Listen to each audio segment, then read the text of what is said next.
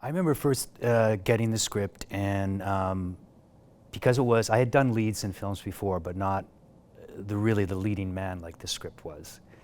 So I remember taking the script and shutting off the phones, closing the door, and I really wanted to read the script all the way through the first read. And I remember reading through it, and I started to laugh at things that weren't written as funny, but I saw it as so real, like the truth of the situations was humorous.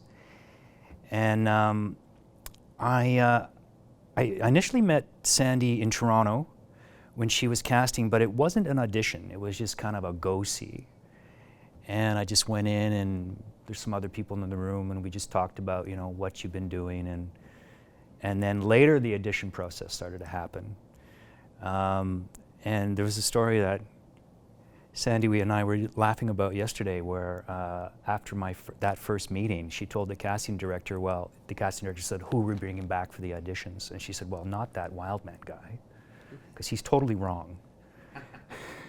And she was like, why? She said, oh, well, no, I need someone who's whatever you're... Yeah. What did you want? Well, what I remember too is that you read the script, and then you had some photos taken of yourself looking like James Dean. Don't you remember? You had a fabulous, anyway, he had a fabulous photo, and he's got his hair slicked back, and he's got the t-shirt on and everything. And Maria Armstrong said, look, John went out and had these photos, especially, and I thought, oh my goodness, he's so beautiful. I should remember that because I probably took those myself. I was, oh, maybe I was into the Polaroid selfie thing way back. This would have been '84. Yeah. But yeah. Anyway, I didn't want to call him back. And Maria Armstrong said, no, you got to take a look at this guy. He'll be good. And I said, he's not what I'm looking for. Dark, broody, unhealthy, unhappy. He's from Seattle. There's too much rain and all that kind of stuff. And she says, oh, I think you should call him back. And I said, perhaps you didn't hear me. I don't think so.